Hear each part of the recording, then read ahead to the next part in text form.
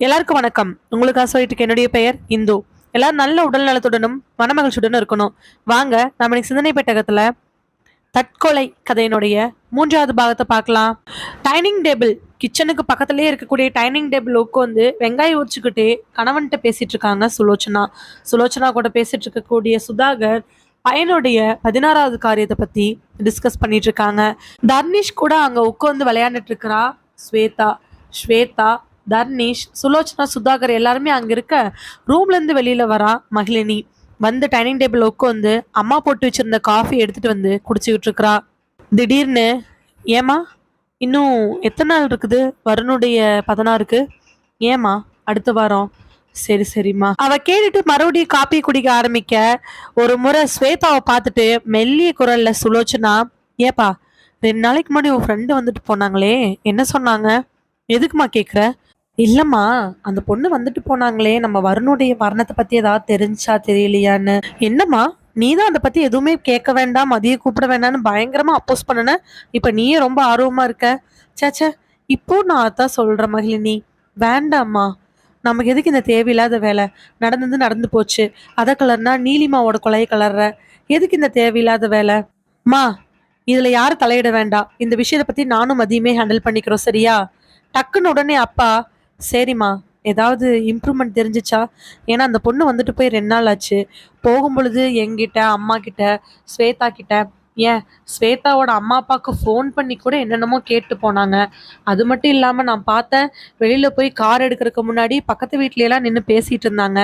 ஏதாவது தெரிய வந்துச்சா என்ன? இது நிஜமாலுமே தற்கொலை தானே? அப்பா, இப்ப நான் இதை பத்தி பேசுறதுக்கு ரெடியா இல்லப்பா. கண்டிப்பா மதி இன்னும் 2 3 நாள்ல இது சம்பந்தமான விஷயங்களை என்கிட்ட சொல்லுவா. அப்படி சொன்னானா, உண்மையான குற்றவாளி யாருன்னு தெரிஞ்சுச்சுன்னா நிச்சயமா நான் சொல்றேன். கையில வச்சுட்டு இருக்கக்கூடிய கத்தியும் வெங்காயத்தையுமே அந்த குண்டால போட்டுட்டு டக்குன்னு கோவப்பட்ட சுலோச்சனா, என்னடி குற்றவாளின்ல சொல்ற? இதெல்லாம் வார்த்தை சரியா இருக்கா என்ன? சரியாதாம்மா இருக்கு. நான் எதுவும் தப்பா சொல்லலையே. எனக்கு தெரிஞ்சு வருணுடைய மரணம் தற்கொலையா இருக்கிறதுக்கான வாய்ப்பு இல்லை. ஏமா, நான் மதிக்கிட்ட சொன்னதுதான் உங்ககிட்டயே சொல்றேன். கத்தியை எடுத்து இல்ல ஏதாவது பண்ணி விஷம் கொடுத்து கொன்னா மட்டும்தான் கொலையா? பேசி பேசியோ இல்ல அவங்களுக்கே தோணாத ஒரு விஷயத்த பண்ண வச்சாலோ மரணம் தானே? மா, என்னுடைய மைண்ட் செட் உங்களுக்கு யாருக்குமே புரியாது. ஆனா எனது புரிய வரும் பொழுது நீங்களும் ஆச்சரியப்படுவீங்க. நிச்சயமா.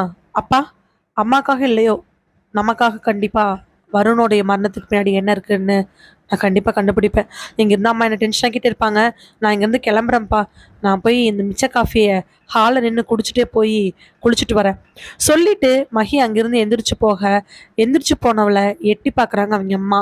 அவளுடைய தலை மறைஞ்சதுக்கு அப்புறமா பக்கத்தில் இருக்கக்கூடிய அவங்க அப்பா கிட்ட, ஏங்க, அவளே விட்டாலும் நீங்க விட மாட்டீங்களாட்டு இருக்குது.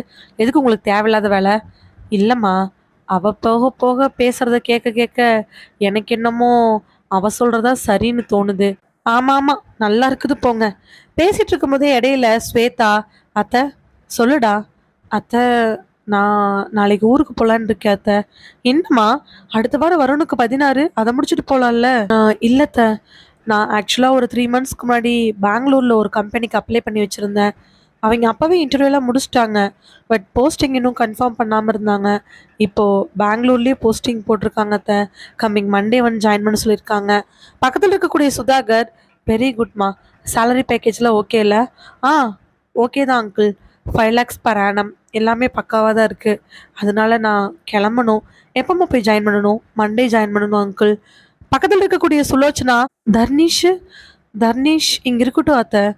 அம்மா அப்பா சாமி கும்பிட வந்தாங்கன்னா அப்ப வேணா கூப்பிட்டுக்கிட்டோம். எனக்கு அதை பத்தி ஐடியா இல்லை. எனக்கும் தர்னிஷை விட்டுட்டு போதில் ரொம்ப மனசு கஷ்டமா தான் இருக்கு. பட் நாங்கள் போய் என்னோட சர்டிஃபிகேட்ஸு போறதுக்கான எல்லா விஷயத்தையும் ரெடி பண்ணணுமே. அதனால தான் அத்தை. இப்போ மாமாவுக்கு 16 முடியாம நீங்க கண்டிப்பா தர்னிஷை என் கூட அனுப்ப மாட்டீங்கன்னு எனக்கு நல்லாவே தெரியும். அதனால தான் நானும் கம்பல் பண்ணல. அத்தை, நான் நாளைக்கே கிளம்பணும். சரிம்மா, பார்த்து போ. பார்த்து போய் ஜாயின் பண்ணு. அப்புறம் உங்கள்கிட்ட ஒரு முக்கியமான விஷயமா. சொல்லுங்க அத்தை. நீயும் சீக்கிரமா ஒரு கல்யாணம் பண்ணிக்கமா. ஒருவேளை நீ கல்யாணம் பண்ணிக்கிறவரு நல்லவரா இருந்து தர்னிஷை ஏத்துக்கிட்டா, நாங்க இல்லாததுக்கு அப்புறம் தர்னிஷுக்குன்னு ஒரு ஆதரவு இருக்கும். வருண் இருந்தா கூட உன்னை கட்டி வைக்கலான்னு பார்த்தோம். ஆனா வருண் இப்படி பண்ணிக்கிட்டானே. அத்தை, முடிஞ்சு போனது எதுவுமே வேண்டாம்.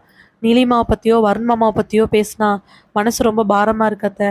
நான் போறத்த. தர்னிஷை பார்த்துக்குங்க. என்னோட லக்கேஜ்லாம் எடுத்து வைக்க வேண்டியது இருக்கு சொல்லிட்டு தர்னிஷா அங்கேயே விட்டுட்டு தன்னோட ரூமுக்கு போறா ஸ்வேதா. குளிச்சுட்டு வெளியில வந்து பார்க்க பசங்க 2 பேரும் பெட்ல படுத்துக்கிட்டு மகியோட ஃபோனை நோண்டிட்டு இருக்கிறாங்க. அதை பார்த்தவ, ஃபோனை கொடுங்க, எப்ப பார்த்தாலும் ஃபோன் தானா, விளையாட்டு தானா, போங்க. அம்மா, உனக்கு ஏதோ ஒரு கால் வந்துச்சுமா, சரி குடு. வாங்கி பார்க்கும் பொழுது அதுல மதின்னு மிஸ்டு கால் 2 வந்திருக்குது. வேக வேகமா அந்த நம்பருக்கு டயல் பண்ணி காதுல வைக்க கடைசி ரிங்ல ஃபோன் அட்டன் பண்றா இன்ஸ்பெக்டர் மதி. மதி, சொல்லு, நான் குளிக்க போயிருந்தேன். ஆ மஹி, நான் இந்நேரத்துக்கே கூப்பிடுறேன்னு சொல்லி டென்ஷன் ஆக வேண்டாம். ஒரு 2 3 கிளாரிஃபிகேஷன் அதுக்காக தான் நான் கூப்பிட்டேன். சொல்லு. நாம் இப்போதைக்கு செக் பண்ணணும் அப்படின்னா நீலிமாவோட நம்பரையும் வருணுடைய நம்பரையும் தான் செக் பண்ணணும்னு பிளான் பண்ணி 2 பேத்துக்கான நம்பர் ஹிஸ்ட்ரியை 1 இயருக்கு வாங்கியிருக்கேன். அவங்க 2 பேத்துக்கிட்டையும் ஒரு ஒரு சிம் தான் இருந்துச்சு. ஆமாம், ஒரு ஒரு சிம் தான் வச்சுருந்தாங்க. அண்டு வருண் வந்து ஆஃபீஸில் ஒரு நம்பர் வச்சுருந்தான். ஓகே. எனக்கு அந்த நம்பர் என்னன்னு சொல்லி சொல்லு. அந்த நம்பரையும் ஒருக்கா செக் பண்ணி பார்த்துட்றேன். நான் நேற்று கேட்கும்போது நீ சொல்லியிருக்கலாம்ல. இல்லை, நான் இன்னைக்கு தான் எதுக்கு இருக்கட்டும்ன்ட்டு அப்பாட்ட சைடாக கேட்டேன். அப்பா பர்சனலாக வருண் ஒரே ஒரு நம்பர் தான் யூஸ் பண்ணுறான். பட் அஃபிஷியலாக ஒரு சின்ன ஒரு பட்டன் ஃபோன் கையில் வச்சுருப்பான்னு சொல்லி சொன்னாங்க. நான் அதுவும் நம்பர் வாங்கி வச்சுருக்கேன், உனக்கு நான் வாட்ஸ்அப் பண்ணுறேன். ஓகே மஹி, இப்போ நீ எனக்கு ஒரு ஹெல்ப் பண்ணணுமே. சொல்லு மதி, நீ என்ன சொன்னாலும் நான் செய்கிறேன். உன் தம்பியோட ஃபோனை செக் பண்ணி பார்த்ததுல எங்களுக்கு ஒரு சில விஷயங்கள் கிடைச்சிச்சு. நீலிமாவோட மொபைலில் அப்படி எதுவுமே கிடைக்கல. நீலிமா மொபைலில் அதிகமான கால் ஹிஸ்ட்ரி அவங்க அம்மா அப்பா, ஏன் அவங்க அக்கா கூட அதிகமாக இல்லை. அப்புறம் நீ அப்பப்போ பண்ணியிருப்ப போல உன்னோட அம்மா அப்பா அண்ட் வருணுடைய நம்பர் தான் அடிக்கடி இருக்கு. ஸோ நீலிமால சந்தேகப்படுற மாதிரி லாஸ்ட் ஒரு 6 7 மந்த்ஸில் எந்த விதமான நம்பர்ஸும் இல்லை. அதுக்கு முன்னாடி அப்படி ஒன்றும் பெரும்பாலும் சந்தேகப்படுற ஆட்கள் இல்லை. பட் வருணுடைய நம்பருக்கு லாஸ்ட் 3 மந்த்ஸாக வருணுடைய நம்பருக்கு ஒரு நம்பர்லேருந்து கால் வந்துக்கிட்டே இருக்குது. அது எதனால சந்தேகப்படுற மாதிரி இருக்குன்னா, அது உங்கள் வீட்டில் இருக்கிற யாருடைய நம்பரும் கிடையாது. நாங்கள் சர்ச் பண்ணி பார்த்ததுல அந்த நம்பருடைய பேர் வளர்னு வந்துச்சு. உங்களுக்கு யாராவது வளர்னு தெரியுமா? வளர் அப்படிங்கிறது எனக்கு தெரிஞ்சு இல்லை மதி. ஆனால் யோசிக்கணுமேனா.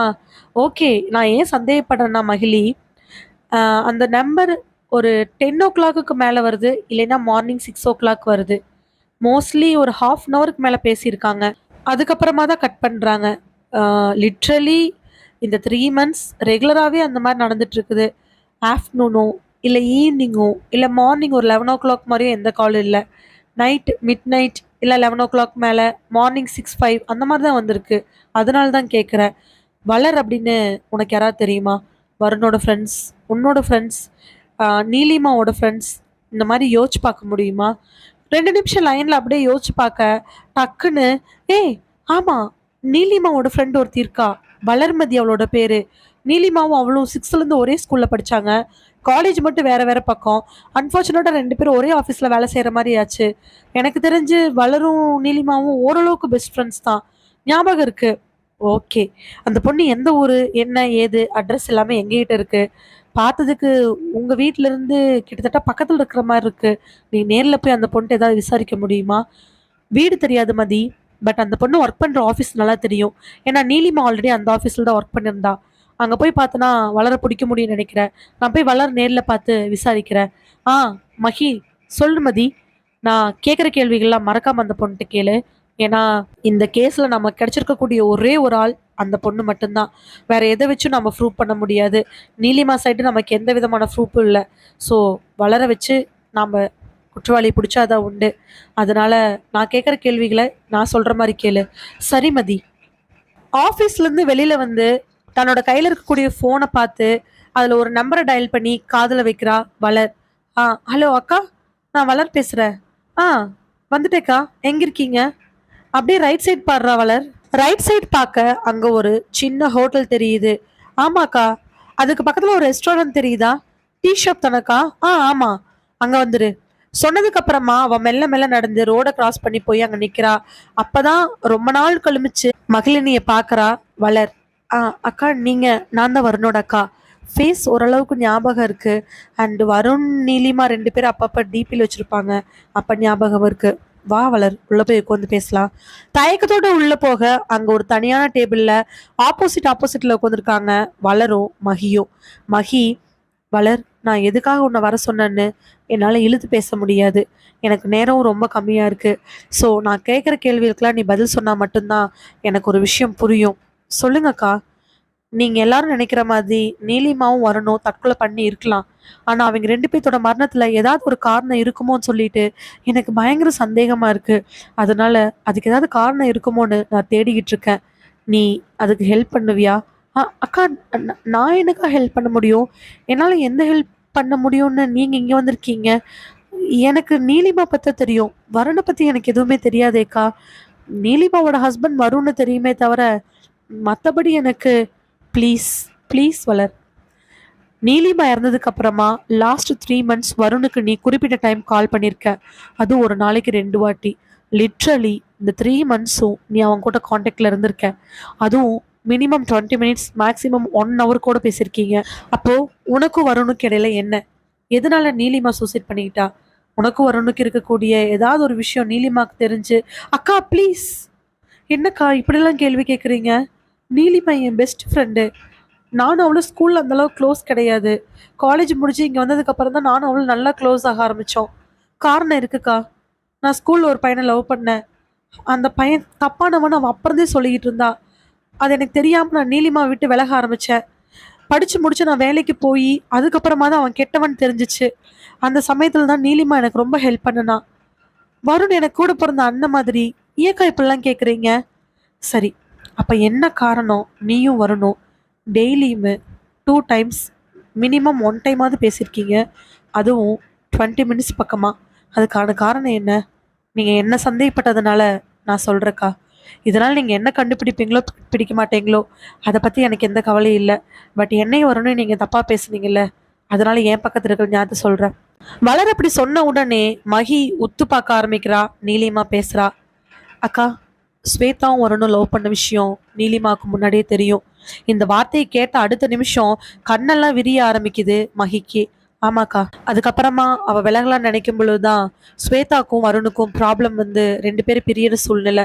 அந்த டைம்ல அவன் ரொம்ப டல்லா இருந்தான். வருண் ஒவ்வொரு வாட்டியும் டல் ஆகும் பொழுது நீலிமா என்கிட்ட புலம்பிக்கிட்டே இருப்பா. அப்பதான் நானும் அவளும் நல்லா க்ளோஸ் ஆன நேரம். அதனால வருண் அழுகிறத பார்க்க முடியல, வருண் ஃபீல் பண்ணுறத பார்க்க முடியல, வருண் இப்படி இருக்கிறத பார்க்க முடியலன்னு ஏங்கிக்கிட்டே இருந்தா. ஒரு நாள் அன்ஃபார்ச்சுனேட்டாக வருண் ப்ரப்போஸ் பண்ண சமயத்தில் அவள் கன்ஃபியூஸில் இருந்தா.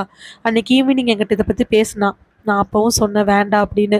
ஏன்னா வேற வேற ஆளாக இருந்தால் கூட ப்ராப்ளம் கிடையாது. ஸ்வேதாவும் நீலிமாவும் கூட பிறந்தவங்க. நாளைக்கு மேரேஜ் லைஃப்பில் ஏதாவது பிரச்சனை வந்துடக்கூடாதோ அப்படிங்கறக்காக நான் எவ்வளோ தூரம் எடுத்து சொன்னேன். ஆனால் அவள் என் பேச்சை மீறி அடுத்த நாள் ஓகேன்னு ஒத்துக்கிட்டா. அன்னைக்கு தான் ஆரம்பிச்சிச்சு அவளுக்கு பிரச்சனை. உங்கள் அம்மா அப்பாவுக்கும் அவளை சுத்தமாக பிடிக்கல. ஒவ்வொரு வாட்டியும் ஒவ்வொரு நேரமும் அவரை பண்ணுறதை வச்சு டார்ச்சர் பண்ணிக்கிட்டே இருந்தாங்க, திட்டிக்கிட்டே இருந்தாங்க. எனக்கு ஃபோன் பண்ணி அழுதுகிட்டே இருப்பா. இதில் வருண் வேற. கல்யாணத்துக்கு அப்புறம் கூட ஸ்வேதாவை மறக்க முடியாமல் கொஞ்ச நாள் இருந்தார். ஸ்வேதா அதெல்லாம் விட்டுட்டு அவள் பாட்டுக்கு அவள் வேலையை பார்த்தாலும் அப்பப்போ ஏதாவது ஃபங்க்ஷனில் வருணை பார்க்கும் பொழுது வருணுக்கும் ஸ்வேதாவுக்கும் வரக்கூடிய அந்த பார்வை கூட நீலிமாவை பயங்கரமாக டார்ச்சர் பண்ண ஆரம்பிச்சிச்சு. அந்த சமயத்தில் தான் அவளுக்கு குழந்தை லேட் ஆகுதுன்னு உங்கள் அம்மா அவளை போட்டு கிட்டத்தட்ட ஒரு 3 மாதம் பயங்கரமாக டார்ச்சர் பண்ணிட்டாங்க. அப்போவே அவள் செத்தரலாமான் இருக்கேன்னு சொல்லி ரொம்ப அழுக ஆரம்பித்தா. அதுக்கப்புறம் ஏதோ பேசி திடீர்னு கன்சீவ் ஆனா. குழந்தை பிறந்ததுக்கப்புறமாவும் இதே மாதிரி வந்துட்டே இருந்துச்சு. குழந்தை கூட ஸ்வேதாட்ட போக வருண்கிட்ட போகன்னு நீலிமா பக்கத்தில் வராதா அவள் ஃபீல் பண்ண ஆரம்பித்தா. மென்டலி அவள் டிப்ரெஷ் ஆக ஆரம்பித்தா. எவ்வளோ தூரம் சொல்லியுமா அவள் கேட்கல. ஜென்ரலாகவே குழந்தை பிறந்ததுக்கப்புறம் ஒரு அம்மாவோட மனநிலை ரொம்ப கஷ்டமாக தான் இருக்கும். அந்த சமயத்தில் வருண் அவர் பாட்டுக்கு வேலையில் இருந்தது நீலிமாவுக்கு ரொம்ப மன வருத்தத்தை கொடுத்துச்சு. இதில் உங்கள் அம்மா அப்பா குழந்தை பிறந்து கூட அவளை ஏசாத நிறுத்தலை. அதனால தான் அவள் ரொம்ப டிப்ரெஷனுக்கு போனா.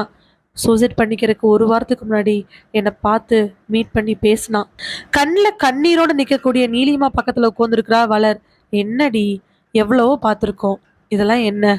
இல்லை வளர், நான் ஆசைப்பட்டு கல்யாணம் பண்ண வருண் ரொம்ப டிப்ரெஷனில் இருக்காரே, அவர் நான் ஸ்வேதாவை மறக்க முடியலன்னு அழுகிறாரேங்கிற ஒரே காரணத்துக்காக தான் நான் ஒத்துக்கிட்டேன். ஆனால் இப்போது எந்த ஃபங்க்ஷனில் பார்த்தாலும் அவங்க 2 பேர்த்தோட பார்வையுமே வேறு மாதிரி இருக்குது. எனக்கு அது ரொம்ப கஷ்டமாக இருக்குது. அது மட்டும் இல்லை, என் மாமியாரோட பேச்சினால கேட்க முடியலடி. நிஜமாலுமே சொல்கிறேன். இது நாள் வரைக்கும் எத்தனையோ வாட்டி செத்தரலான் இருக்குன்னு நான் சொல்லியிருக்கேன். ஆனால் இப்போ சொல்கிறேன்டி, நிஜமாலுமே செத்தரலான் இருக்கு. இதை கேட்ட உடனே மகிழினிக்கு கண்ணு லைட்டா கலங்கிருது. ஆமாக்கா, அவ டிப்ரெஷனுக்கு போய் தான் இந்த முடிவு எடுத்திருக்கா. அவளா சூசைட் பண்ணணும்னு நினைச்சது தப்பு தான். பட் அதை உருவாக்குனது அவளுடைய ஃபேமிலி சூழ்நிலை தான். கண்ணை லைட்டா வந்து தண்ணியை தொடச்சிக்கிட்டு பக்கத்துல இருக்கக்கூடிய காஃபி எடுத்து 2 மொடை குடிச்சிட்டு அதுக்கப்புறமா அங்க இருக்கக்கூடிய வளர பார்த்து, சரி, நான் இன்னொரு கேள்வி கேட்குறேன், அதுக்கு பதில் சொல்லு. ஆ, சொல்லுங்கக்கா. என்னைக்காவது ஸ்வேதா பத்தி ஏதாவது சொல்லியிருக்கிறாளா? ஸ்வேதாவுக்கும் வருணுக்கும் ஏன் ப்ராப்ளம் வந்திருக்கு? ஏன் திடீர்னு 2 பேரும் பிரேக்கப் பண்ணிக்கிட்டாங்க? அப்படி ஆனதுக்கு அப்புறம் கூட ஏன் ஸ்வேதா மறுபடியும் எங்காவது மீட் பண்ணும்போது வருண் அப்படி பார்க்கணும்? இதை பத்தி ஏதாவது நீலிமா உங்கள்கிட்ட சொல்லியிருக்காளா? அக்கா, அது வந்து ப்ளீஸ் வளர். இவ்வளோ தூரம் வந்ததுக்கப்புறம் நீ இதை மறைச்சு ஒன்றும் ஆக போகிறது கிடையாது. எங்களுக்கு இந்த கேஸில் எங்கேயுமே க்ளூ கிடையாது. நீ சொல்கிறத வச்சு தான் நாங்கள் சந்தேகப்படுறவங்கள பிடிக்க முடியும். ப்ளீஸ் வளர், சொல்லு. அக்கா, அது வந்து சொல்லு வளர்.